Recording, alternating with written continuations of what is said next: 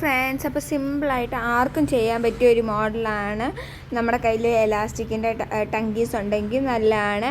ഇത് മാല ഉണ്ടാക്കാൻ വേണ്ടിയാണ്. അപ്പോൾ മാല ചിലവർക്കറിയാം, വലിച്ചിട്ട് നമ്മുടെ ആ എൻഡ് ബീഡ് മാലയുടെ പിരി ഇടാൻ ഭയങ്കര ബുദ്ധിമുട്ടുള്ളവരുണ്ട്. അപ്പോൾ അങ്ങനെയുള്ളവർക്ക് ഇതേപോലെ എലാസ്റ്റിക്കിൻ്റെ മാല അവരുടെ പിള്ളേർക്ക് ഉണ്ടാക്കി കൊടുക്കാം. പൊട്ടുമൊന്നുമില്ല. നമുക്കത് എത്ര നന്നായി വലിച്ചൊക്കെ ഞാൻ കാണിക്കുന്നുണ്ട്, പൊട്ടത്തില്ല. അപ്പോൾ കുറേ യൂസ് ചെയ്ത് കഴിയുമ്പോൾ പൊട്ടും. അതെങ്ങനെയാണേലും നൂലാണേലും പൊട്ടും, കുറേ കാലം.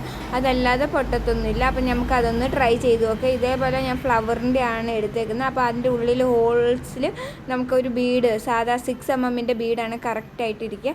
അപ്പോൾ അതൊന്ന് ഇട്ടിട്ട് ഇതേപോലെ കോർക്കാം. ഇത് ഞാൻ ഫ്ലവറിൻ്റെ ബീഡാണ് എടുത്തിരിക്കുന്നത്. നോർമൽ ബീഡ്സ് വേണമെങ്കിലും നമുക്ക് എടുക്കാം, പേസ്റ്റൽ ബീഡ്സ്.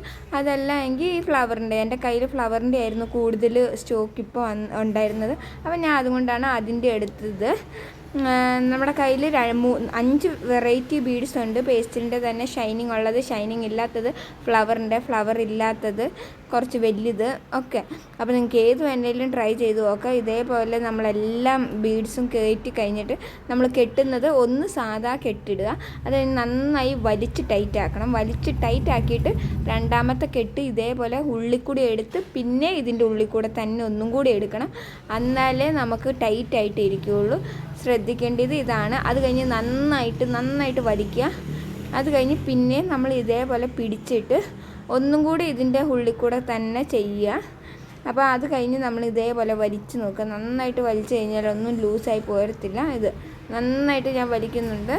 അപ്പോൾ ചിലവർക്ക് ലൂസായിട്ടുണ്ടെന്ന് തോന്നി ആദ്യത്തെ കെട്ടുന്നത് നന്നായി ടൈറ്റായിട്ട് കെട്ടിയാൽ മതി. അപ്പോൾ പോരൂല. ഇതേപോലെ കട്ട് ചെയ്തൊന്ന് ഉരുക്കി കൊടുക്കുക. നമുക്ക് പല ബീഡ്, അല്ലെ ഫ്ലവറിൻ്റെ, റോസിൻ്റെ, അങ്ങനെ പല ബീഡ്സായിട്ട് ചെയ്യാൻ പറ്റും. ബ്രേസ്ലെറ്റും ഉണ്ടാക്കാം, മാല ഉണ്ടാക്കാം, ഹെയർ ബോയും ഒരേപോലത്തെ എല്ലാം സെറ്റായിട്ട് ചെയ്യാൻ പറ്റും. അപ്പോൾ ഞാൻ ഇനി ഒരു 2-3 പ്രാവശ്യത്തെ വീഡിയോയിൽ വേണമെങ്കിൽ ഞാൻ മാലയുടെ പല മോഡൽസ് ഉണ്ടാക്കുന്നത് എങ്ങനെയെന്ന് കാണിച്ചു തരാം.